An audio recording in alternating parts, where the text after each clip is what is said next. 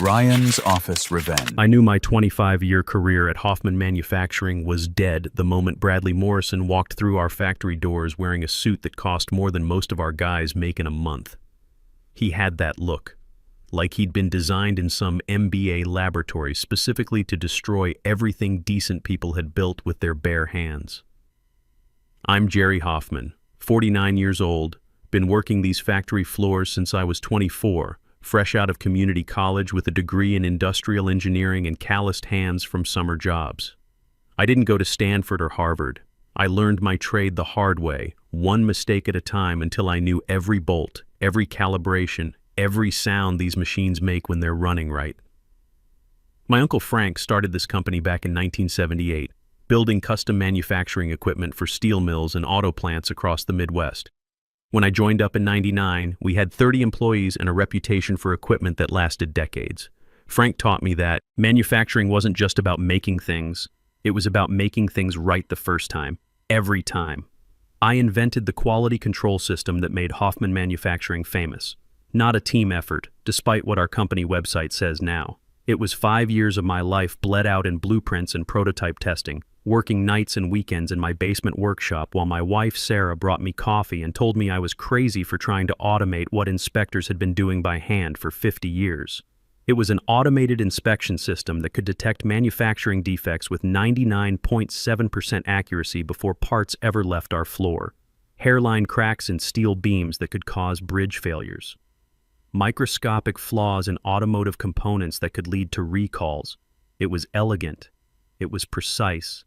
And it was mine. See, before I ever signed any paperwork with the company, my uncle's company, mind you, I did something that makes corporate lawyers break out in hives. I kept the patents. Frank understood. He said, "Jerry, you built it, you own it. We'll license it fair and square. Hoffman Manufacturing could use my systems. They could profit from them. They could build their reputation on them. But if they stopped honoring our agreement or violated the terms, I could shut the whole thing down." Think of it like lending your best tools to a neighbor. They can use them, they can make money with them, but they better treat them right, or they're coming home. When Frank passed 2 years ago, heart attack at 67, still came to work every day until the end, his kids inherited the business. Good kids, but they'd moved to California, become lawyers and consultants. They looked at the books, saw a profitable company, and decided they'd rather cash out than run a factory. That's when Morrison showed up. Morrison didn't know about my patent arrangement. Or maybe he didn't care. He was the new chief innovation officer brought in to modernize us, which is business speak for gut the workforce and sell to the highest bidder. The board had hired him after Frank's kids decided they needed professional management to prepare for a sale. He swept into my workshop that first Tuesday morning in September, smelling like expensive cologne and aggressive ambition. Started picking up my prototypes, handling them like toys at a store. "Gerald, right?" he asked, not really looking at me. He was too busy checking his reflection in my computer monitor. "I love what you've built here. Really solid foundation work. But we need to think bigger. We need to stop thinking traditional manufacturing and start thinking Industry 4.0 integration. Detects hairline cracks in steel components.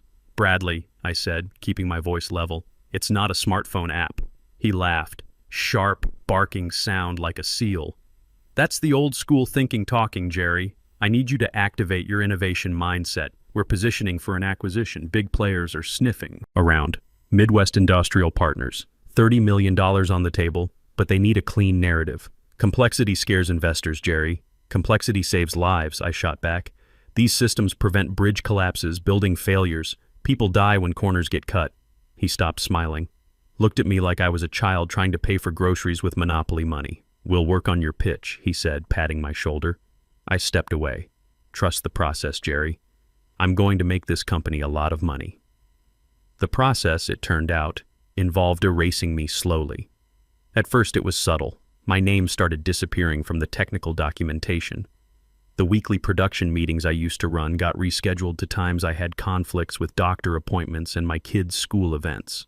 I'd walk past the conference room and see Morrison in there with the marketing team, pointing at whiteboards covered with my diagrams drawn in wrong colors, explaining my work to people who thought, Torque specifications were a type of coffee. It was frustrating, sure, but I wasn't worried about my job yet. You don't kill the goose that lays the golden eggs, right? I had 25 years in this place, patents in my name, and systems that generated half the company's revenue. That's what I told myself as I sat in my office on a gray October afternoon, watching the rain streak down the windows, nursing coffee that tasted like battery acid from the machine that had been broken for 3 months. Morrison said fixing it wasn't in the budget.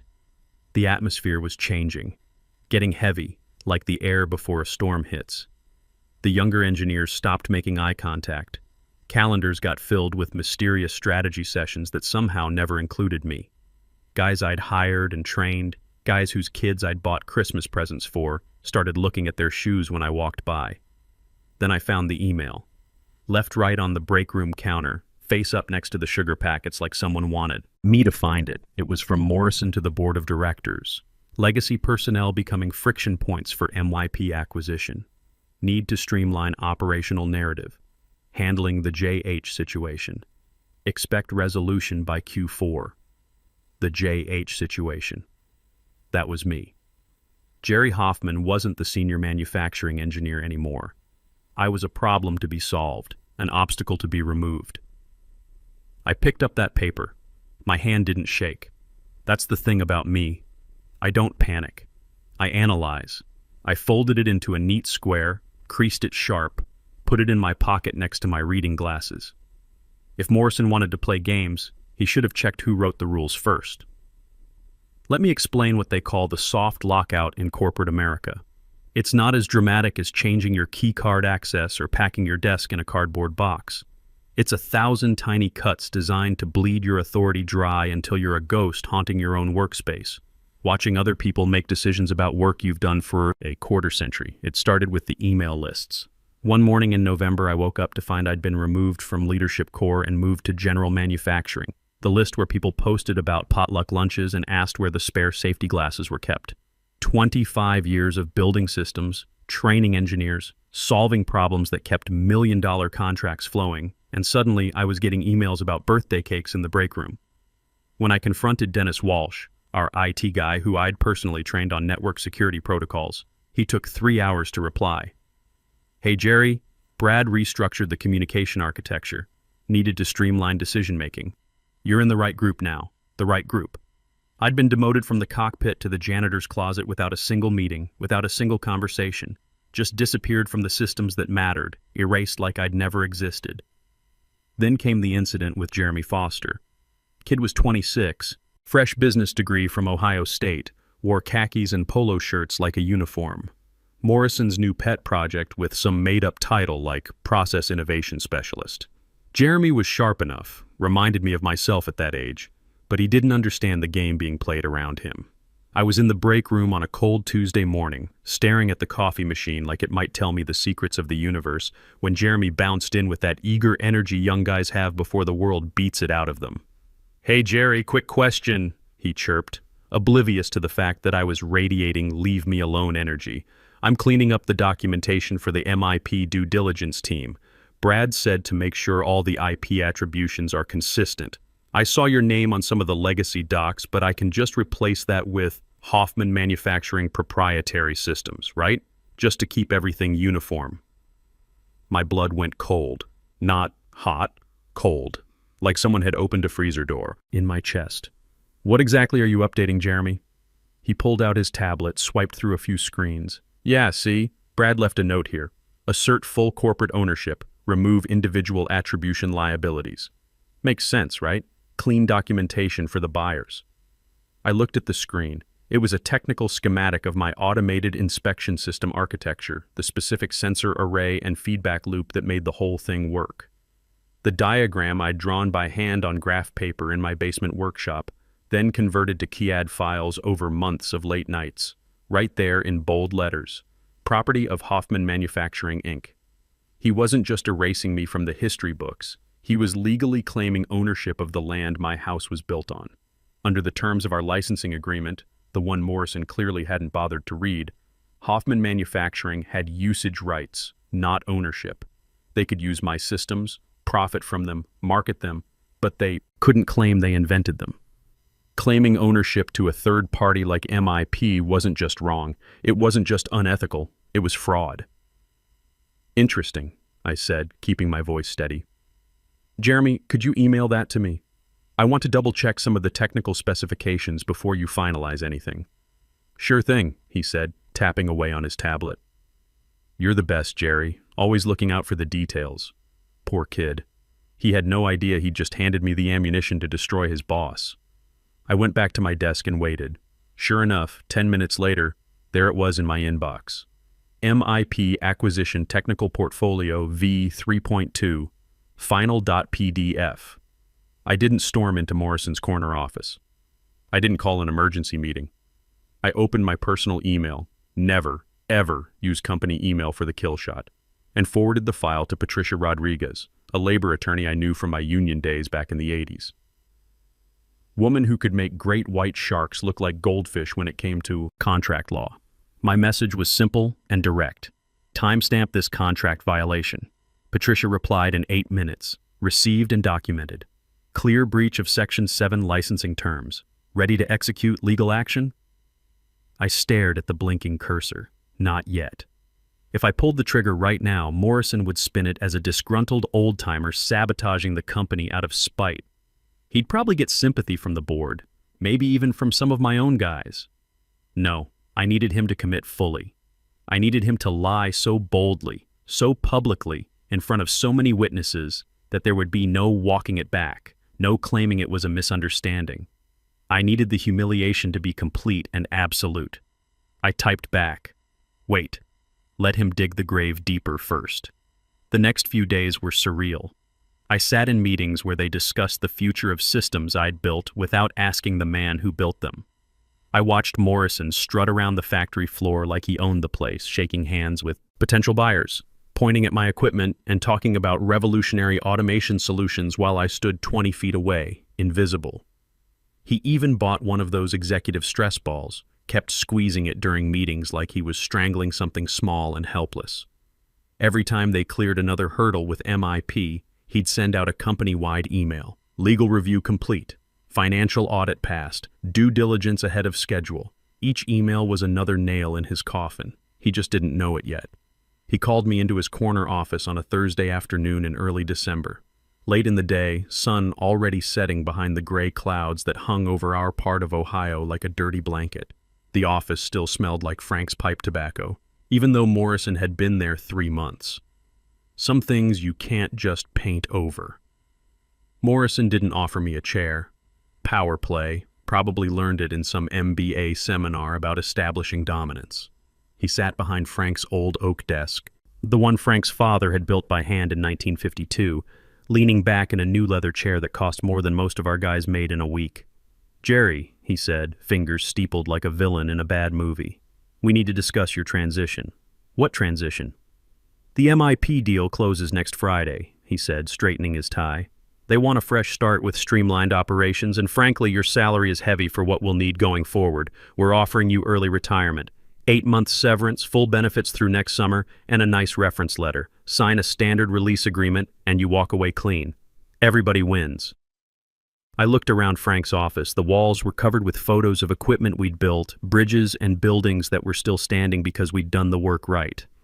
There was a picture of Frank and me from 2018, standing next to the first automated inspection system we'd installed at a steel mill in Gary, Indiana, both of us grinning, like idiots because we'd just solved a problem that had been plaguing the industry for decades.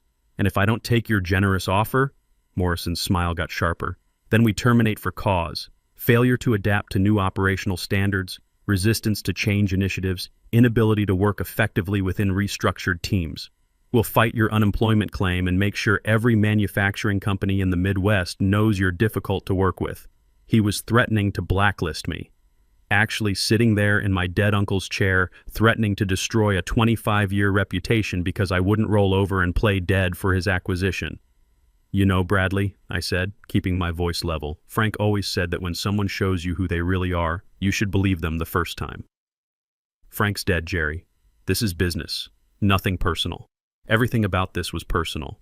This was my life's work, my legacy, my contribution to keeping people safe. But Morrison saw it as line items on a spreadsheet, obstacles to his big payday.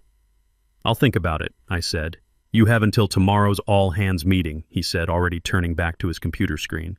"Don't make this ugly, Jerry. Nobody wants that." "Wouldn't dream of it," I said. I walked out of that office and went straight to the shop floor. Spent an hour just listening to the hum of the machines, watching my inspection systems work exactly like they were supposed to.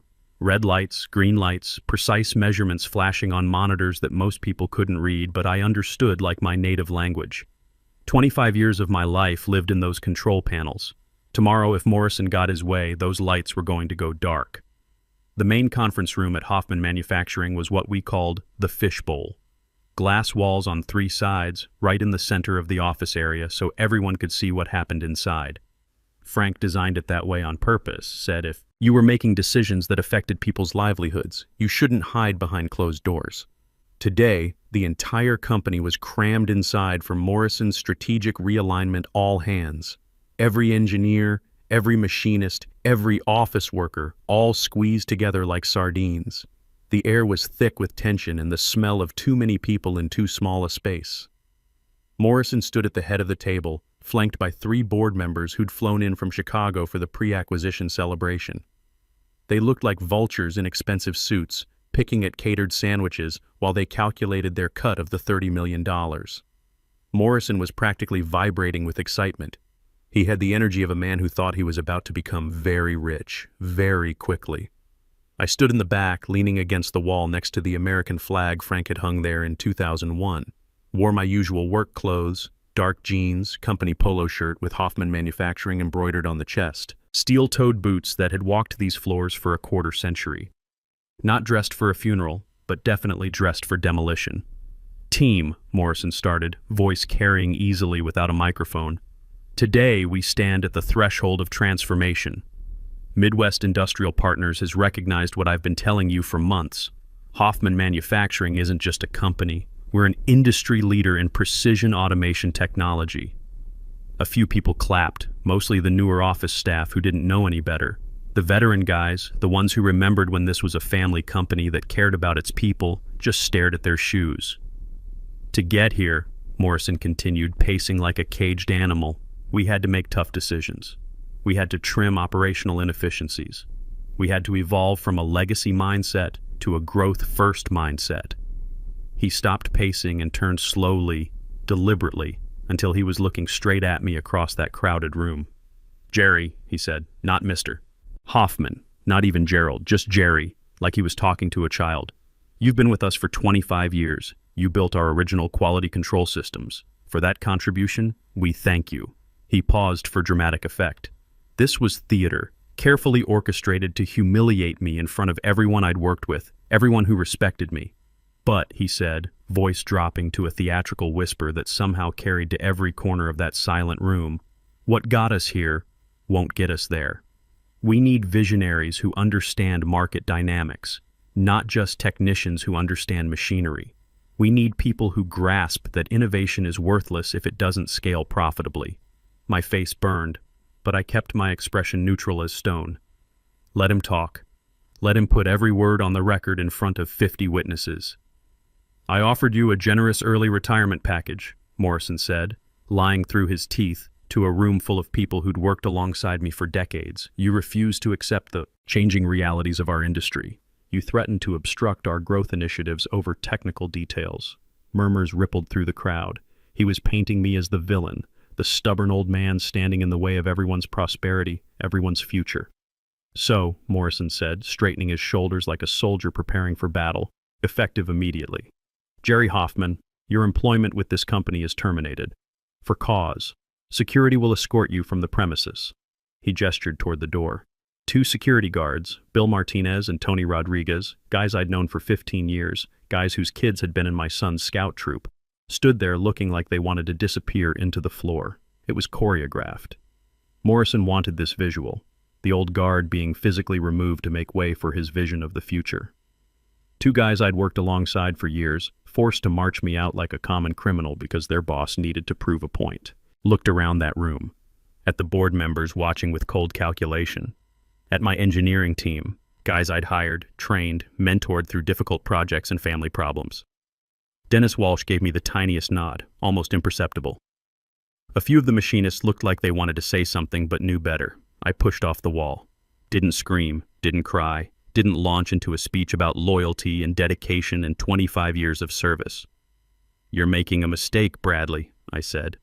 My voice was quiet, but in that dead silent room, it carried like a gunshot.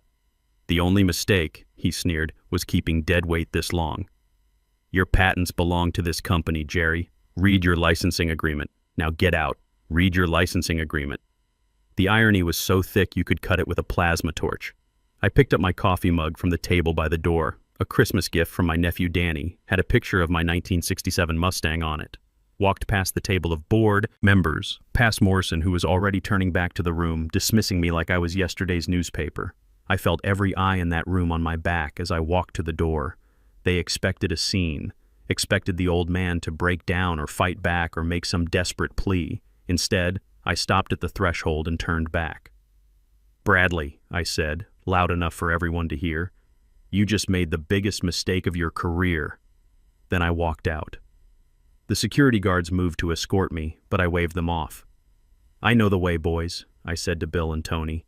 "Been walking these halls longer than either of you." I walked out of the fishbowl, through the office area, past the shop floor where I'd spent half my life solving problems and making things work better. As I passed my old workstation, I grabbed my father's slide rule from the desk drawer, the one thing in that building that truly belonged to me. The elevator doors closed just as I heard Morrison's voice booming from the conference room. "Now, let's talk about the exciting future ahead of us." I pulled out my phone before I'd even reached the parking lot. Opened my text thread with Patricia Rodriguez. Patricia. He did it. Public termination for cause and explicitly claimed ownership of my patents in front of the board, the buyers, and 50 witnesses. "Jerry, he's finished. Execute the license revocation?" I stood next to my pickup truck in the gray December afternoon, looking back at the building where I'd spent most of my adult life. The place where Frank had taught me that good work matters, that building things right the first time isn't just about money, it's about integrity. Execute it. 24-hour notice starts now. There's a specific kind of quiet that comes after you light the fuse on something explosive. It's not silence, it's the pause before the world changes forever. I drove home to my house on Maple Street, the same house Sarah and I bought in 2003 when our son Mike was in high school. Small place, but the mortgage was paid off and I had a 2-car garage with a workshop where I restored classic motorcycles on weekends. I didn't turn on the news or check the company website to see whatever lies Morrison's people were already spinning about workforce optimization and strategic realignment. Instead, I opened a beer and sat on my back porch watching Mrs. Patterson's cat hunt something in the pile of leaves by the fence. And I thought about the email that was sitting in Hoffman Manufacturing's legal department, probably being read by Ronald Hayes right about now. Patricia had sent it at exactly 3:42 p.m. Notice of license revocation. Immediate action required. Gerald Hoffman hereby exercises his right to revoke all usage rights to patents US 7842391 and US 8156742, the Hoffman Quality Control System, due to material breach of licensing agreement, Section 7, false claims of ownership, and Section 12, termination without cause. This revocation is effective 24 hours from receipt of this notice. Hoffman Manufacturing Incorporated must cease all operations utilizing the licensed technology or face immediate litigation for patent infringement. It was a kill switch, an industrial EMP that would shut down half their production capacity and turn their $30 million acquisition into worthless scrap metal. Morrison wouldn't see it right away. He was too busy celebrating, probably already planning how to spend his bonus money. But Ron Hayes, their general counsel, would read it and understand immediately what it meant. Around 6 p.m., my phone buzzed. Text from Dennis, still holed up in the IT department. "Dennis, weird energy here.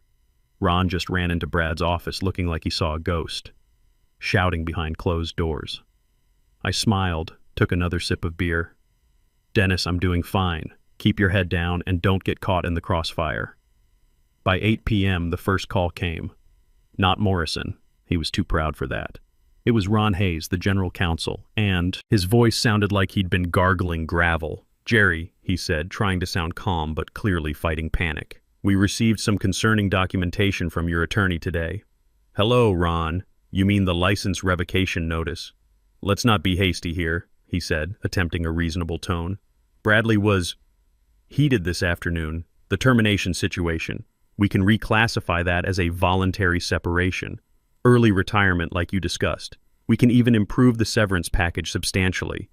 Ron, I said, settling deeper into my porch chair. Bradley made it crystal clear in front of 50 witnesses that he thinks my patents belong to your company. Since he seems confused about who owns what, I'm just helping clarify the legal reality. Jerry, be reasonable. Midwest Industrial Partners signs the final papers Monday morning. If this licensing cloud is hanging over our core IP, they'll walk away from the entire deal.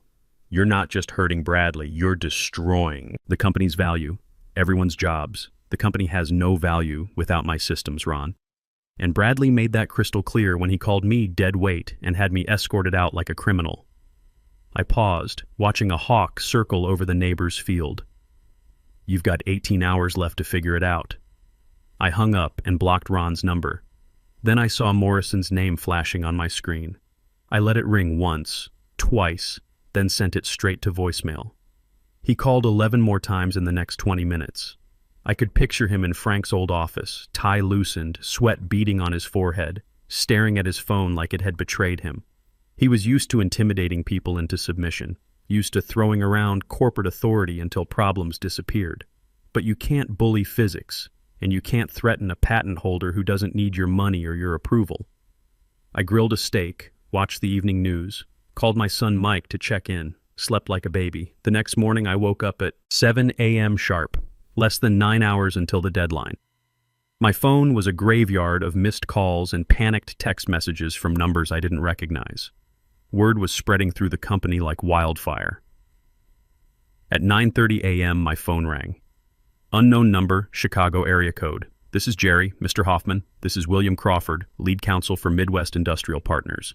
We received some very concerning documentation regarding the intellectual property status of your quality control systems. Do you have a moment? I smiled, settling into my kitchen chair with a fresh cup of coffee. For you, William? All the time in the world. Crawford sounded exactly like a man who bills $800 an hour. Smooth, emotionless, sharp as a surgical instrument.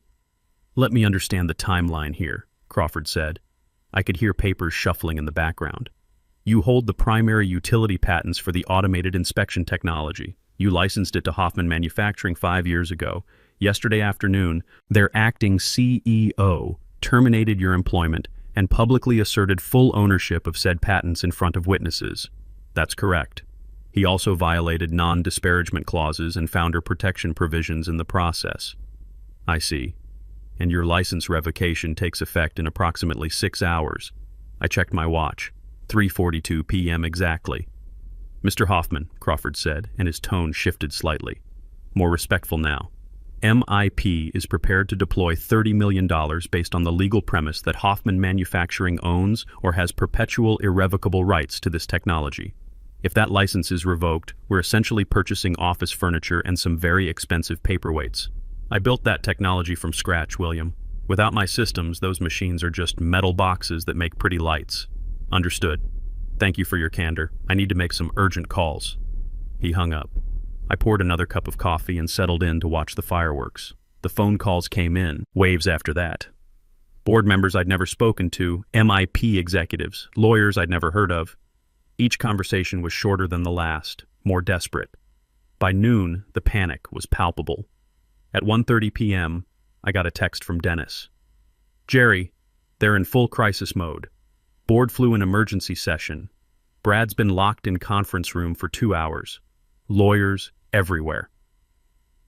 At 2:15 p.m., exactly 87 minutes before the deadline, my phone rang one final time. It was Charles Bennett, the board chairman.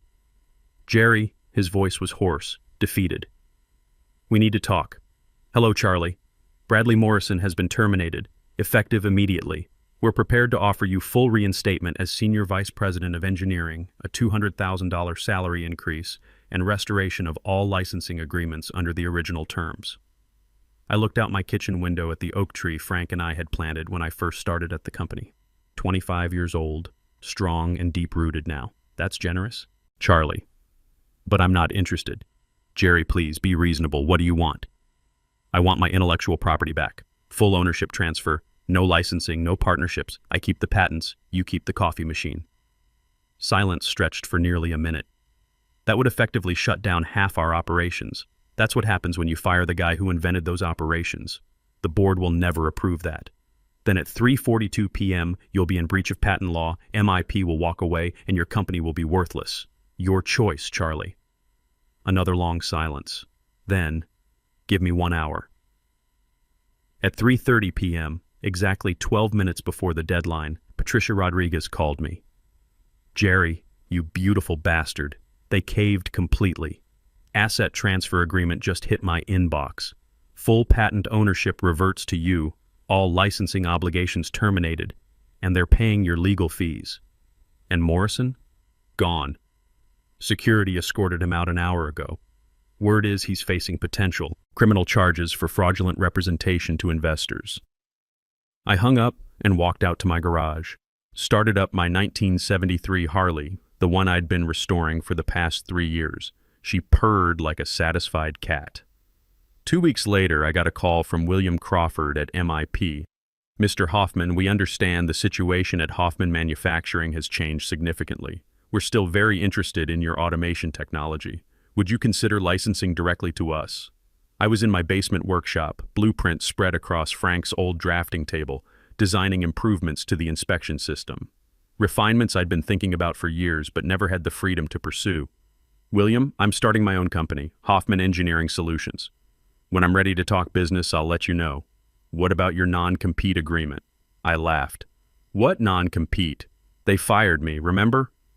6 months later, I had 15 employees, all handpicked from the best people who'd left Hoffman. Manufacturing after Morrison's disaster, Dennis Walsh ran our IT department.